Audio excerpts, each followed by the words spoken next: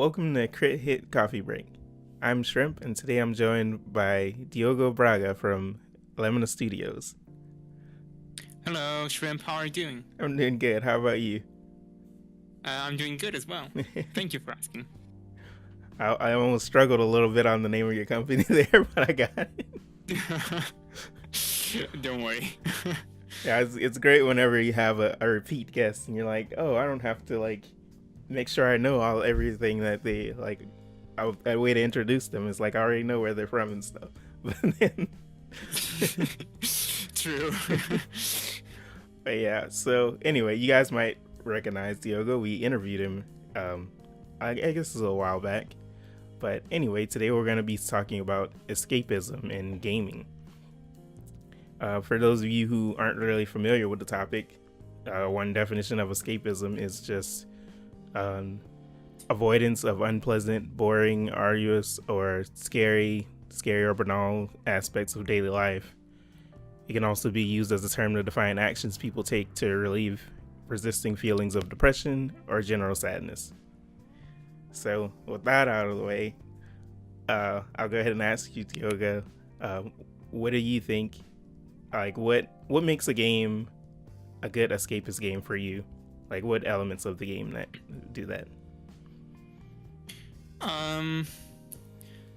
It's gonna be a bit of a subjective, answer, but basically, it's a game that can take into a world that is slightly different than your average real world, real life experience, and adds just relaxing and pleasant things, or either takes you to a completely new fantasy where you can even take on the role of other people and sort of pretend to be another person and escape for a bit. For example, one recent that I am playing is Slime Rancher, and for example, that game has a really good way of making you relieve your stress a little bit and sort of escape certain topics of reality.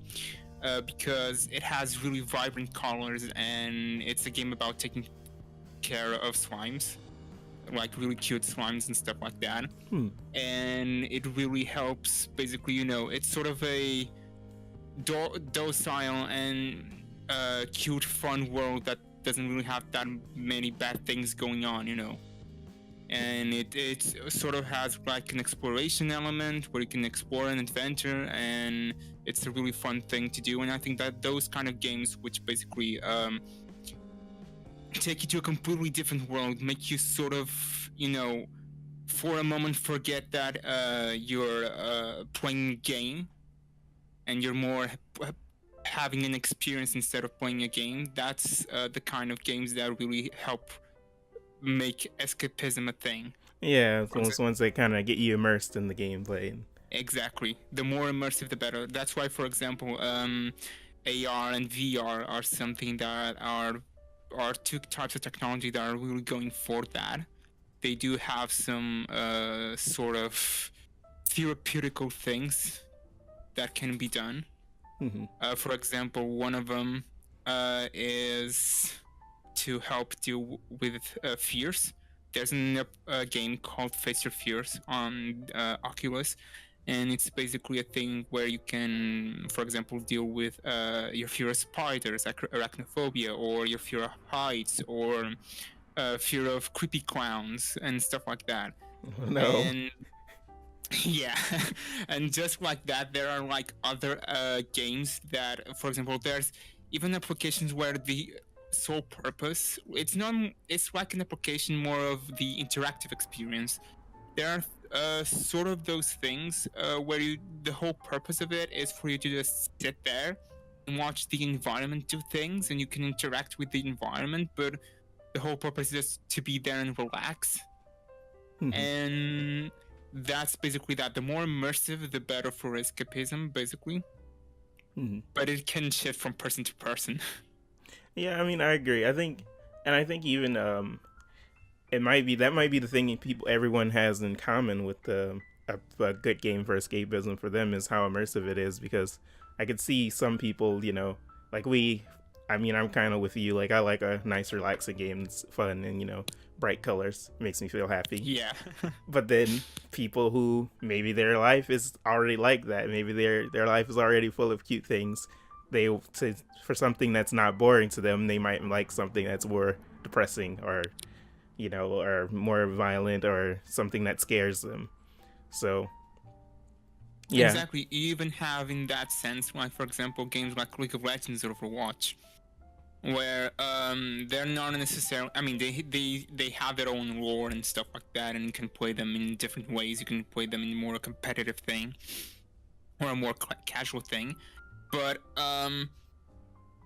even in those games, for example, that also offers a bit of escapism for people because they can get, for example, they come late from work, they're already tired, and they feel like hanging out with friends, but they're from far away or something like that. So they just go and play a game, just to chat a bit and have a friendly talk and have a few games. Even those can help because you're basically escaping with your buddies into a game where you destroy a nexus or you kill people or you capture a point or stuff like that. But even those games, they don't necessarily have to be, vibrant colors or relaxing. Those can even be stressing sometimes, depending on if you take the game too seriously. Not to say, I mean, if you, for example, stress a lot about ranked games or competitive games and stuff like that, it can even be, demanding. But playing it as a general type of relaxing and stuff like that, it really helps. For example, another one that is currently in the booming is Fortnite, because it has vibrant colors, it mixes building with shooting and stuff, and you can play with friends. And yeah, even those games have escapism, so it's really the games that let you immerse into another reality, I think. Yeah, I agree. So I think when most people think about escapism, they usually go their mind usually goes to like power fantasy type games where you got your character, exactly. You're growing quickly, and yeah. So do you think those games are like more suited for escapism, or is it really just depending on the person? It depends. For example, I'm going to take an example just because it's the first one that I can think of on top of my mind. For example, Skyrim, right? Mm-hmm. It's a heavily role-playing game, and with the modding support that it has and stuff like that, I mean, you can literally play it forever, right? Mm-hmm. And for example, when I played Skyrim, I got to a point where I was like, man, I'm done, but there are other people who escape into that reality, into that game, and keep on playing it and find fun in it because of it being a really heavy role-playing game where they can go into adventures and be this character and defeat dragons and stuff and make their armor and their houses and then possibly piss off villagers by stealing their things and stuff like that. But for example, on a completely other spectrum, so to say, more or less, you have Minecraft, which is not really a role-playing game. I mean, everyone knows that Minecraft story is not really a good story. Period. But it has a building thing, and it has that component of multiplayer, of being able to talk with other people, and you can sort of create your own person because you can have your own elves and your own items and your own build and stuff like that. And if you use mods, you can have a factory or something like that, or whatever you want. And that also entices people. So basically, even though I guess that there are some type of games that really make it easier for escapism, but generally depends on the type of person, I think. Because, for example, I played Minecraft for a bit, but I know friends that were like, I hate Minecraft. Yeah. The moment they tried it, they thought it was stupid, and they decided that they didn't want to play it. Mm-hmm. So yeah. Definitely. So then, let's see. So, considering that, even though we said that it'll depend on the person, is there a type of game that you would say maybe no one really consider an escapist game. Like, I don't know, even if it's, I guess if it could be just one that's like not immersive or anything, but just for some examples are simulation games, frustrating games where like it's kind of upsetting you. Dark Souls. Yeah. Or like I want to be the guy Gaiden or any kind of things. Yeah. I mean, most of those old like NES games, a lot of those will get you upset. And I mean, anything just even just disturbing or scary games, I guess. What do you think? I mean, there are definitely some games, you know. Okay, so having into account the definition of escapism, especially when you, for example, Oxford has a shorter definition of it, but it is the same as that. When you look into that kind of definition, there are some games that obviously seem to be a little bit more anti-escapism because they give you that more of a stress feeling, or you can be horrified or terrified or enraged and stuff like that. Just for a quick reference, for example, the Oxford defines it as the tendency to seek distraction and relief from unpleasant realities, especially by seeking entertainment or engaging in a fantasy. So, in some sense, this is a broad definition that encompasses a lot of things. For example, in this definition, the last one of engaging in a fantasy, horror games fit into that. But the unpleasant part, not so much. So there are types of games, but even in those games, I know people, and I can see why some people even use them as escapism. I mean, for example, I know people that, for example, like Dark Souls because they like a challenge, and even though they die, they feel they like the part of being enraged and being able to take that anger on a video game instead of building it up and then shouting at someone in real life. Or in terms of horror, people you know who might want to feel like a chill down the spine just to feel a bit relaxed and stuff like that. And yeah, that's the thing. Literally, I can see a lot of types of games being served as escapism, but it depends more on the type of personality of the person than the game itself, even though there are some games that obviously will have a much broader target audience in terms of being a productive thing in terms of escapism. For example, relaxing games, and for example, simulation games. The one that I remember was like The Sims and stuff like that. Even those games, you have like this whole concept of people like, okay, I want to see how my life would be like living this or that, or building a house, or managing people's interactions, or for example, playing a goat simulator and being a goat and going from left to right and stuff like that. So yeah, that's basically it. The next thing is, do you think escapism can go too far and just like become avoidance? And do you have like an experience with that yourself, or maybe somebody you know?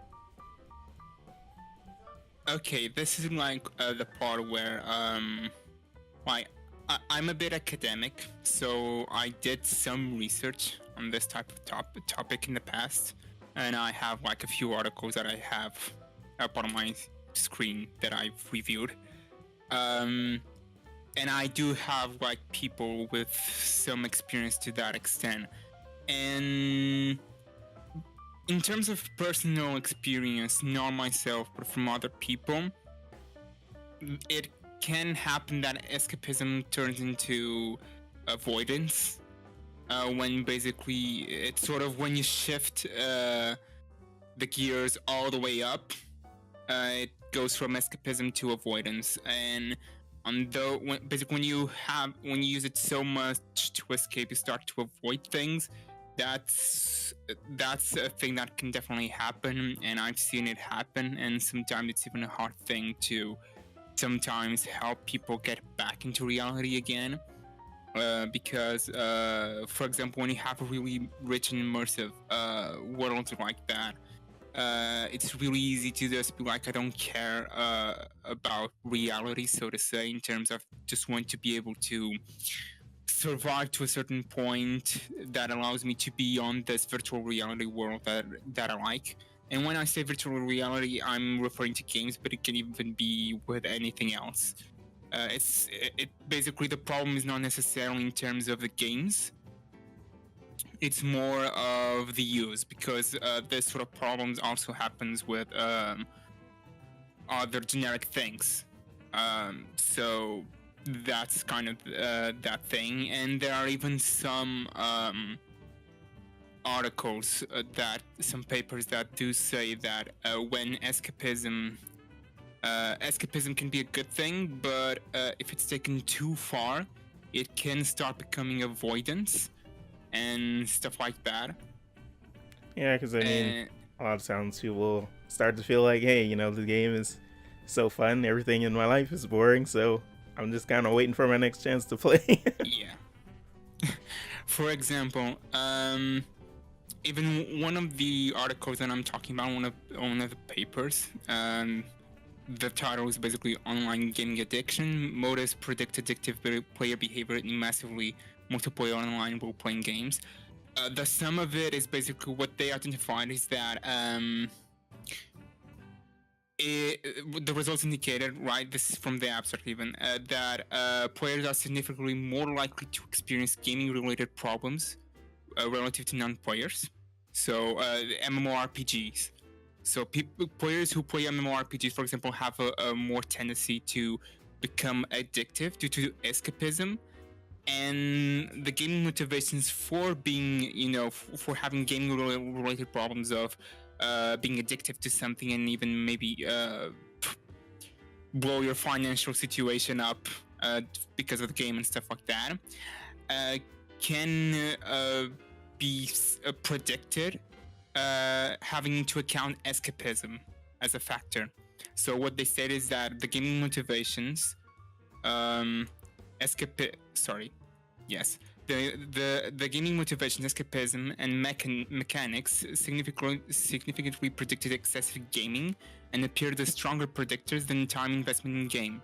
So basically, people who were in it for the game to escape reality were more likely to turn into addictive gamers than those who were in there just to have a normal time.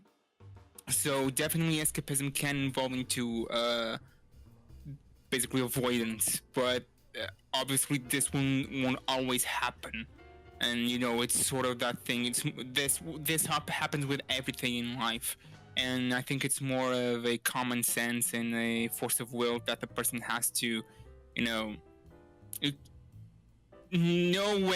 where to draw the line, basically. So in short, yeah, escapism can turn into avoidance, and there's even research that kind of backs this thing up. But in that case, I think it's more of the inherent process that happens with addiction, because avoidance is basically, in the terms of escapism and avoidance becomes sort of like an addiction to the game, because you're so addicted to the game, or as in you want to avoid the real life so badly that for the outside person it might look like you're addicted to the game.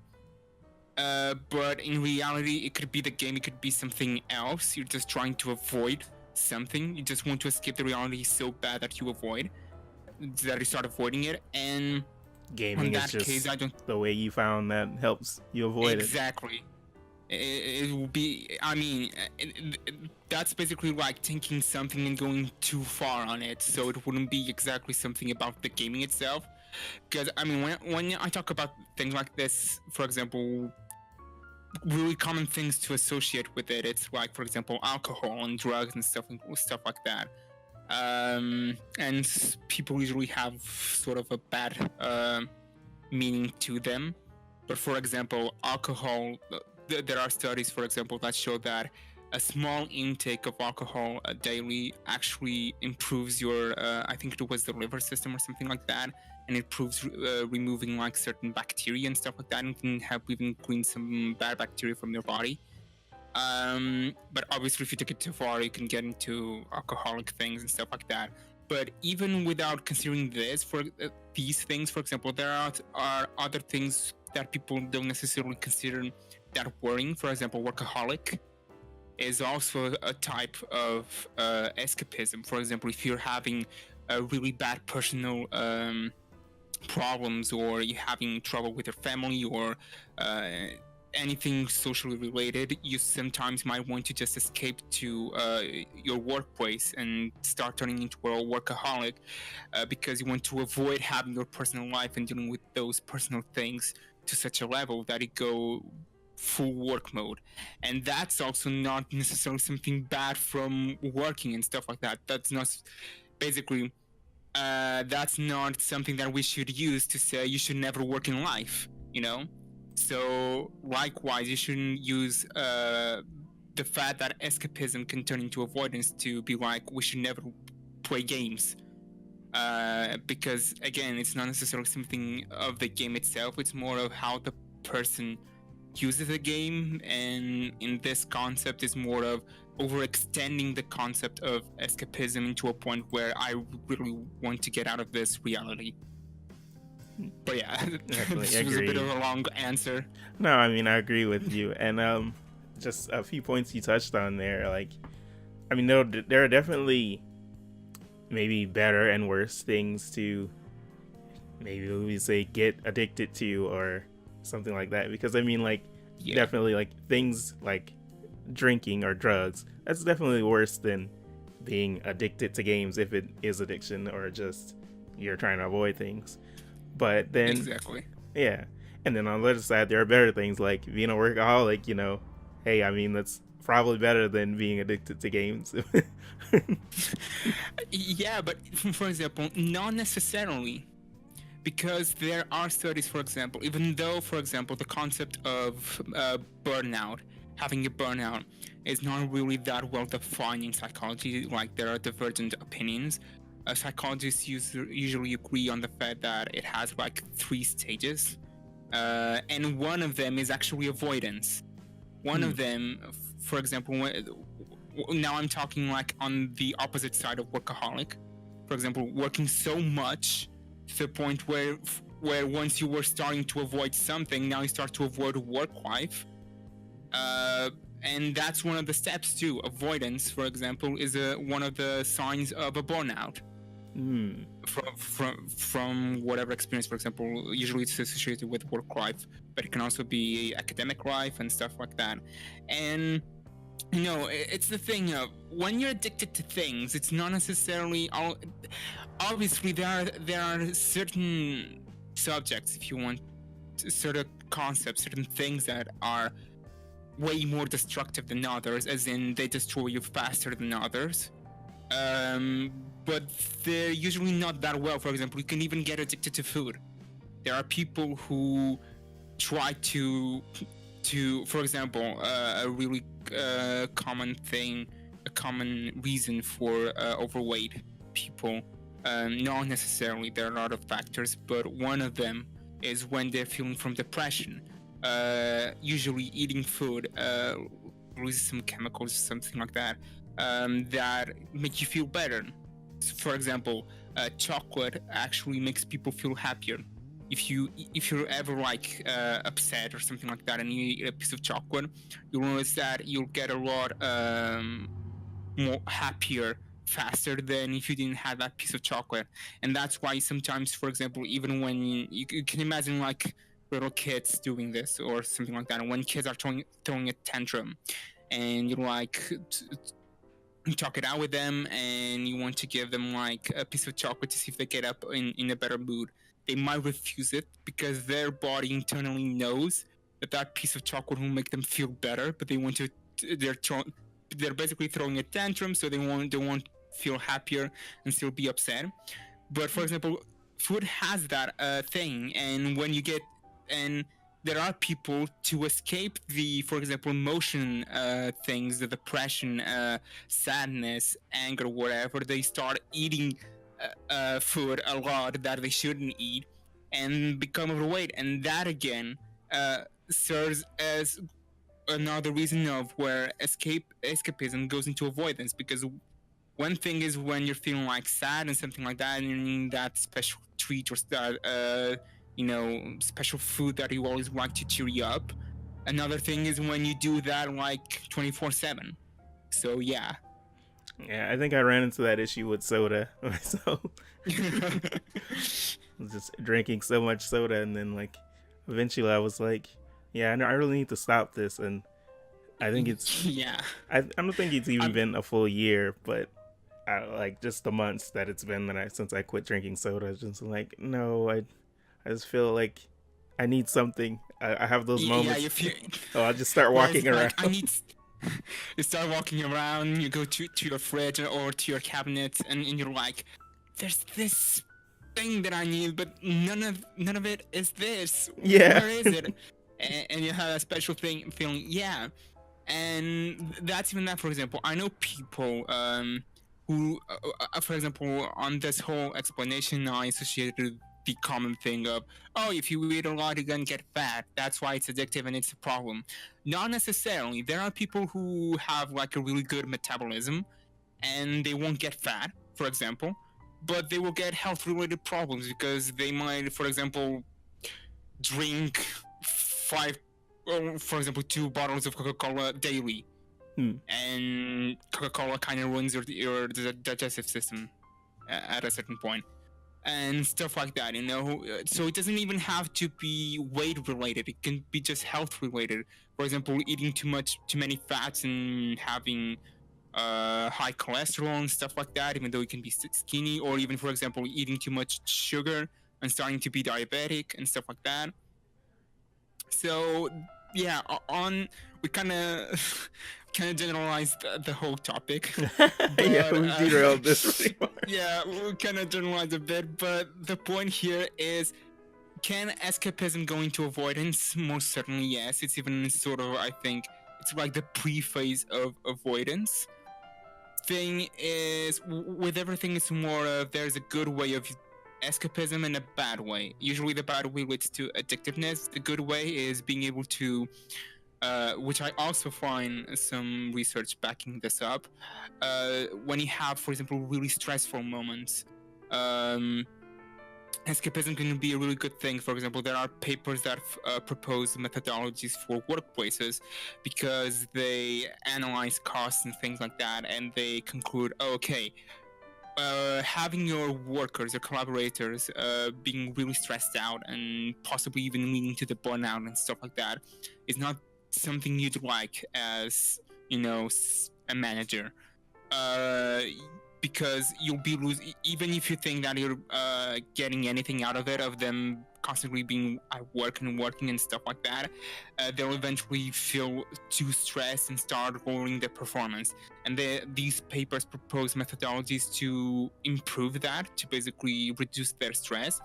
And that's where escapism goes. They basically offer like different ways of doing a safe escapism to make sure that it doesn't go into addictiveness, but it allows people to basically, I'll just go I'll take 30 and escape for a bit, like go play Slime Rancher and I'll be back, Yeah.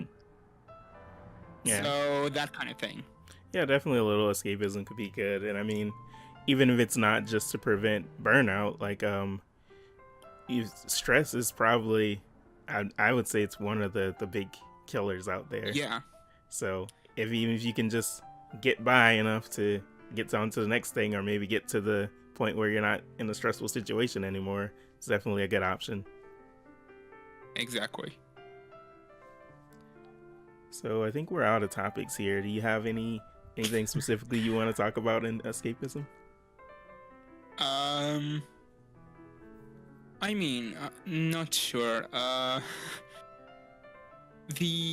guess that the only thing I'd like to suggest is I'm not sure if people have I'm going to talk more of a personal level, but everyone kind of knows of those stories of, oh, this guy played so much this game that he even died, or this guy, or you have this friend or something like that that plays this game so much that he started worrying that, for example, even school performance and stuff like that starts to get hindered and stuff like that, you know.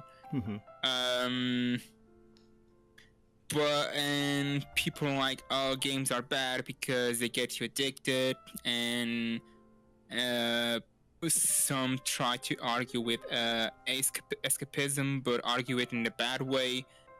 But on reality, I think that escapism is a good thing. Yeah, I agree. Because it's the thing. It releases stress, and there's a lot of ways of that you can escape, and you sometimes sort of need that. Sometimes even to deal with like real life situations. Sometimes you need to know, just like you sometimes are arguing or you need to solve a problem, and you need to go into that more abstract place and stuff like that. You need to escape reality a bit to think about it, and then come back to it and just make a good decision. Escapism is needed for that kind of thing. And that's where you can identify like stress things and depression, sadness, emotional roughness and stuff like that. It really helps. And then like, in particular to gaming, there are so many games that help with that on so many levels. You have like games that are more story driven that will help you maybe with really getting into a fantasy world, or games where they push you for your creativity, and you can just be creative, and you might not even do anything that is really, someone from the outside might go like, oh, congrats, you made like what, a statue or something like that, or a house, or whatever. But it helps you spark that creativity in you, and maybe help you stay creative for other purposes in the rest of your life. And there's so many things that so many games can help in terms when combined with this escapism, that I think that it is a good thing. It's just that as with everything in life, you can sometimes push it to a certain extent. And having to account that, depends then on the types of games. For example, if they use psychological tricks to trick you into playing the game or not, or being addictive, those games have basically touched onto the gambling aspect of it and stuff like that. But that's why I usually prefer more relaxing games where, I can just relax, no one can really intervene, stuff like that. When it's not like throwing loot boxes in your face or nothing. Basically, I didn't want to say the specific word, but basically when like loot boxes, or get this limited thing that's you want to get, it's like it's only available now, even though that if you sort of think of it, for example, for that specific character or something like that, you have like 3 billion limited only things that you only use one of. And even if you think about it, if you don't get it, what will happen? Nothing. The world won't necessarily come crumbling down because you didn't get that specific thing. Basically, or for example, in other types of games where, I didn't reach this certain competitive rank or stuff like that. Oh my god. It's like more chilled. I like games where I can be more chilled when I'm doing an escape. Yeah. But yeah, escapism is a good thing, and I cannot. There are so many references that I can give, not only in gaming but to other things where we daily escape from.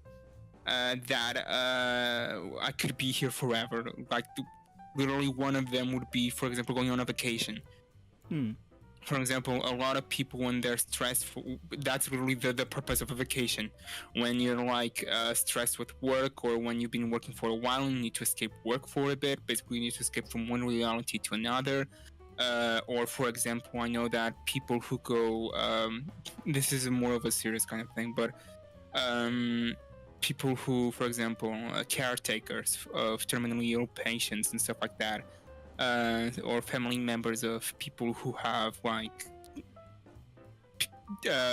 friends or close friends or family who's basically in a terminal state. Those people often, when that kind of phase ends, they usually escape, taking vacations or any other kind of thing to deal with the situation, and that usually helps a bit, even on trauma situations and stuff like that. And in so many cases, sometimes it is common to like remove people from a certain state and move them into another reality so that they can recover and understand that that's not the whole reality for everyone. That's just one bad specific thing, and taking them into another reality, whether virtually or even in terms of a physical place, moving them from one place to another, significantly helps them. It really improves them to take another look, another perspective at life. And that is it.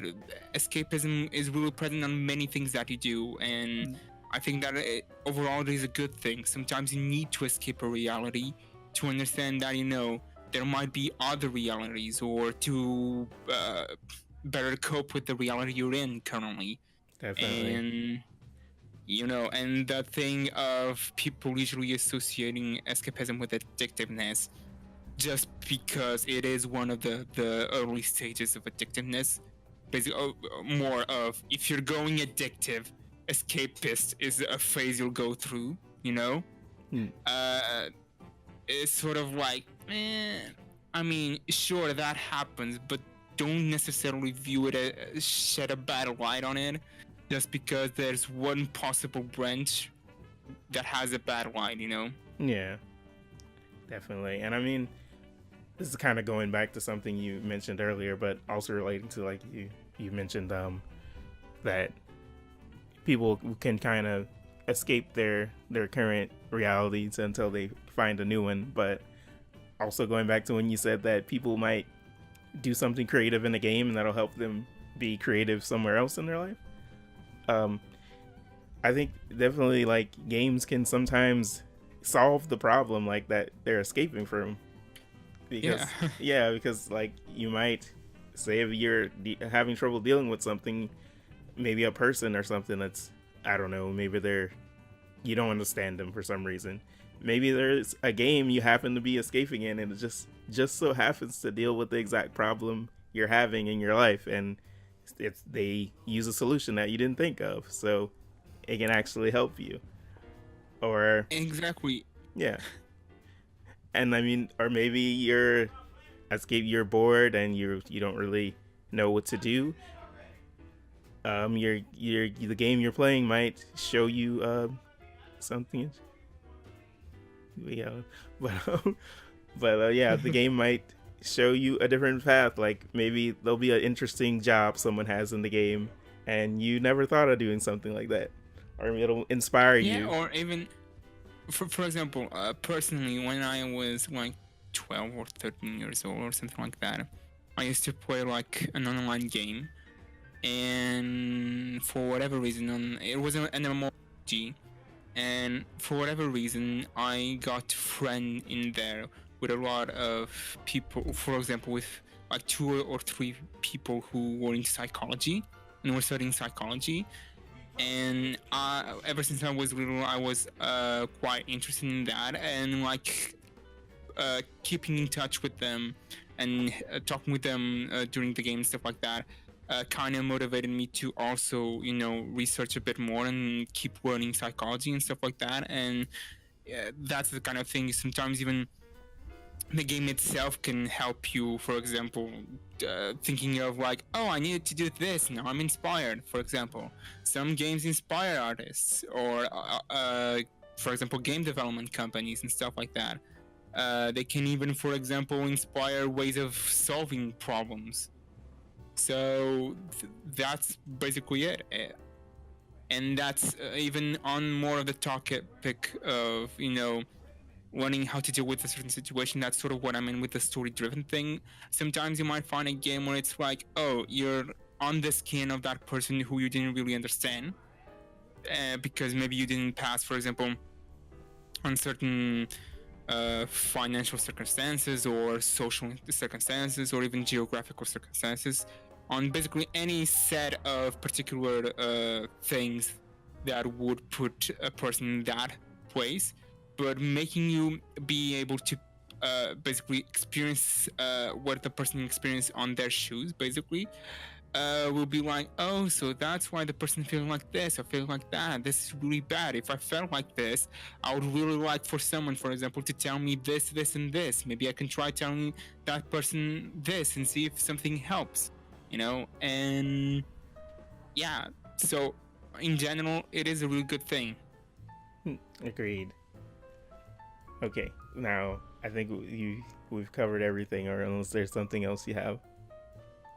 No, I don't think so. I think I've already overextended, maybe. Okay. Well, okay, so if you guys were interested, you enjoyed this talk, and maybe you're interested in some of the things we do, Diogo, could you maybe share a few things like that you might want to direct people to if they're interested? Basically, what we do here at Lamina Studios is develop games, and we're currently developing 2 upcoming games that are coming, which should also be fun and be good ways of escaping. At least one of them has already got me sort of playing a bit. But yeah, what we basically do is more than that. Our goals is to make unique experiences that can help people around the world. Definitely, I've seen you guys doing some really cool stuff, and also as far as the gaming thing goes, I think you got modding support working in Dungeon Souls, right? Exactly. It's still in a very thing. Currently you can only mod items. But I am working on you being able to modify pretty much the whole game. It's taking baby steps towards it, and we're getting feedback from modders on features that we should implement to make things easier and faster to do. But yeah, we've done that, and I'm actually quite proud that it sort of works. Yeah, definitely. I've seen people in the Lamina Studios Discord talking about mods, so there's already getting some community discussion in there. Yeah, that's awesome. So, if you're interested in what we do here at Crit Hit, we do mostly interviewing indie game developers. But we also have podcasts like this sometimes covering interesting topics. So if you like that sort of thing, go ahead and subscribe and maybe leave us a comment about this and like the video. And also we have our own Discord, which is the Crit Hit Cauldron. So join that if you want to talk to us. And even all the devs are popping around there sometimes. So it's a fun time. All right. Well, thanks for watching, guys.